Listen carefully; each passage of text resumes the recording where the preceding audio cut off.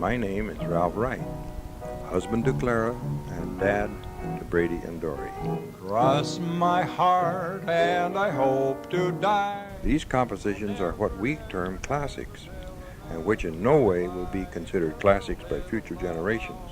And the only four-letter word written in them is L-O-V-E, love. I've told this story a number of times at theaters, but I really wrote the story because of my folks. They were married for 70 years, they were madly in love, and then they finally had their decline. When I was 12, I worried that my parents would end up in hell because I had gotten religion and they hadn't. And it wasn't just that Mama wasn't religious, she was superstitious. She avoided black cats and ladders, and she would never have sat 13 for dinner. And as far as the hereafter goes, what Mama really believed is that someone who died before you saved a place for you in heaven. Well, as I got older, I developed a little more universal spirituality, and I kind of dropped the hellfire and damnation part. But as she got older, Mama began to fret about who was saving her a place since Dad was still alive. I said, well, Mama, your twin brother Bud is saving you a place, isn't he? Oh, no, he would have had to save a place for your Aunt Ruth. Well, how about your brother George? He didn't have a wife. Well, he would have had to save a place for his best friend, Wiley Jared. Well, Mama, can't you save a place for more than one person? Oh, I guess I don't know all the details. Growing up, we heard plenty about death's details. By the time I was in high school, my brother and I both knew that our parents wanted to be cremated. Dad used to say he wanted his ashes sprinkled over the 14th hole of his favorite golf course because that's where he got his hole-in-one. And we really hope he wasn't kidding because we did that. Mama used to joke that she wanted her headstone to read, "I told you I was sick." And Dad told us very clearly about his do not resuscitate wishes long before that term was in effect.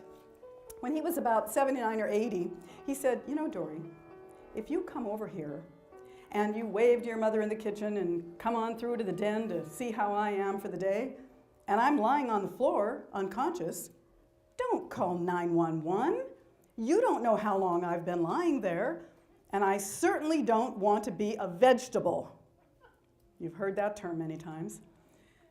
He said, here's what you do. You just step over me, sit down on the couch, turn on your favorite television program, and watch that for about 30 minutes until I'm good and dead. And then, if you want to call 911, go ahead, because they won't be able to resuscitate me. I said, Dad, I respect your wishes. I understand what you're talking about, and I will take care of that. But I'm not going to step over you and watch my favorite program and then, can I just go in and visit Mom and say, hi, Dad doesn't look so good in there, or something. So by the time Mama was 88, after the medical mistakes, the paralysis, and the first amputation, she had caregivers tend to her round the clock for the next 6 years. I was privileged to be one of them.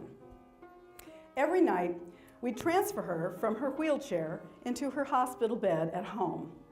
We'd remove her prosthetic leg and change her into a fresh Depends. And then we'd put on her favorite threadbare nightgown. She'd say, no, don't get me a new one. This one's finally been washed enough to be soft. And then we'd take out her dentures and raise up the head of the bed and tell Dad, you can come in now. And he'd sidle up the hallway in his slippers, calling out, where's my bride? And he'd sit down on the edge of her bed and take her hand in both of his and lean in for a kiss. And she'd look up at him, no teeth, glasses big as window panes, in that faded, frayed nightgown with her hairdo all smashed against the pillow. And he'd say, "Sweetheart, you're just as beautiful as the day I married you." And then he'd break into song. And here's one for my sweet wife, Clara. When your hair has turned to silver, I will love you just the same. Which he did several times a day. He'd sing "Let Me Call You Sweetheart" side by side. 5'2", eyes of blue. Gee, but it's great after being out late, walking my baby back home. Just kiss me once, then kiss me twice, then kiss me once again. It's been a long, long time. Or his anthem, "You are my sunshine." My only sunshine. You make me happy when skies are gray. "Honey, I love you so much I couldn't live without you." "Oh, well, you're just going to have to let me die first because I couldn't stand the pain of losing you." They were like a pair of swans, mated for life. By the time she was 94 and in the hospital for the third time that year, she looked up at me and said, "I don't want to be here. I just want to go home." We knew it wasn't time for healing. It was time for hospice. So I drove her home. And at 95, Dad was helpless to care for her, but he could still sing. So he sat down on the edge of her bed and he took her hand in both of his and crooned his love. You'll never know, dear, how much I love you. Please don't take my sunshine away. At 94, with unconditional love between her and her family, she was free to be unafraid of death. And she was ready. Like when someone passes you the butter, you take it. About 3 weeks later, I was chatting at her bedside, and she said, "There's a river running down the hallway outside my room. Do you see it? I'm going to have to cross it someday. Maybe you'll help me when it's time." "I will, Mama. Whether I could see the river or not, I will damn well make sure she got across it and anything else she needed." She wasn't on any medication that would cause hallucinations, and she didn't have that much dementia. She really saw a river. About a week later, I called her in the morning and said, "Hey, Mama, I'll be there in about 10 minutes. How are you today?" "Oh, I'm just trying to figure out what to do with these people lying on the bed." "Oh, are your caregivers chatting with you?" "Oh, I don't know who they are." "Are they old or young?" "Oh, they're no age." "Are they talking with you, Mama?" "Oh, no, they're lying on either side of me. They're talking with each other, making some kind of arrangements." "What are they wearing, Mama?" "Long blue robes." "Are they scaring you, Mama?" "Because they were scaring the hell out of me." "Oh, no." "Well, okay, Mama, I'll see you in about 10 minutes. And when I got there, I was really disappointed because the people were gone. And even though it was a little unsettling, I just wanted to be in the room when she saw the people. And since Mama wasn't afraid, why should I be? A couple of days later,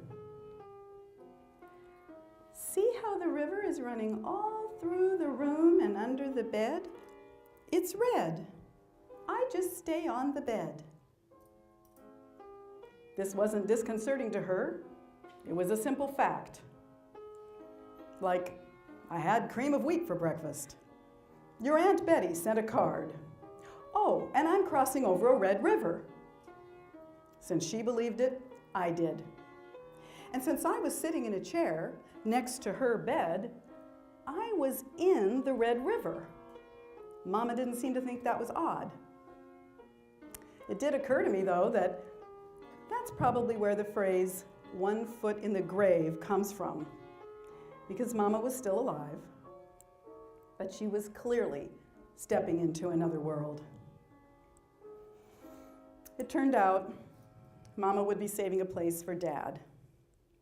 The next morning, at about 6:30, just as I was getting ready to go visit them, the caregiver called and said, "Dori, your mother has just passed away." I phoned my brother, and we each began driving towards Mom and Dad. I don't remember driving the 6 miles or stopping at any red lights. And when I got there, she was propped up in bed. And I kissed her cool cheek, and I stroked her little hand. She hadn't been in any pain for the last 3 weeks. She was just visiting, and apparently being visited, and getting tinier and tinier, until she was just a wisp of gray hair, essence of Mama, a thin ray of Dad's sunshine, easy for the angels to carry across the river. That afternoon, the caregivers told us some stories. They said that the night before, on the eve of her death, they were sitting and chatting with my folks and helping them get ready for bed as usual, saying things like, "Oh, Ralph, can I help you with those pajamas?" Or, "Clara, let's brush your dentures." And then they realized that my folks weren't talking to each other or to the caregivers. They were responding to someone audible and visible only to them. What time should we be ready? How long will it take? What should we bring? And in the middle of the night, my mama called out. My 94-year-old mother called out for her mama. And the caregiver came in and said, "Clara, what can I get you?" "I'll need my blue robe Mama has on hers." And the next morning, they went in to get my folks ready for the day. And Mama said she didn't want to get dressed. And Dad said, "I'll need my hat and coat." I said, "Well, Ralph, we're just going into the breakfast table. You won't need your hat and coat. We're not going outside." "I'll need my hat and coat. Clara and I are leaving this morning, and we need to be ready." So the caregiver put on his hat and coat, wheeled him into the breakfast table, got him some cereal, toast, and then she went back in to see if my mama was hungry, but she'd already gone. The caregivers said, "We've been in this business about 30 years and have been present at about 150 deaths.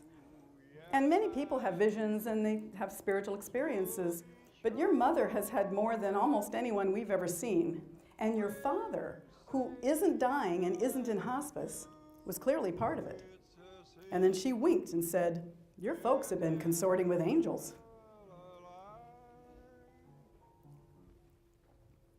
Dad never sang again.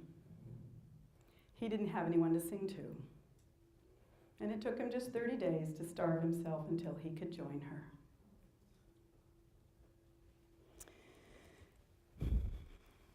Looking back, I realize I didn't have to be worried about my parents' everlasting souls when I was a kid. Their religion was their love for each other, and that ferried them through life. I got to watch as two pragmatic people stumbled into ravishing spirituality.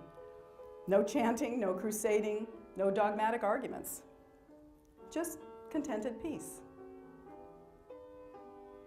And that's what I want. And someone to hold my hand in both of his. But at least now I know someone's saving me a place. You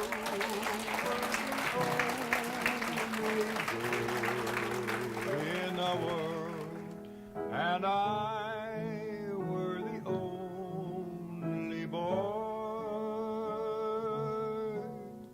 and I were the only boy.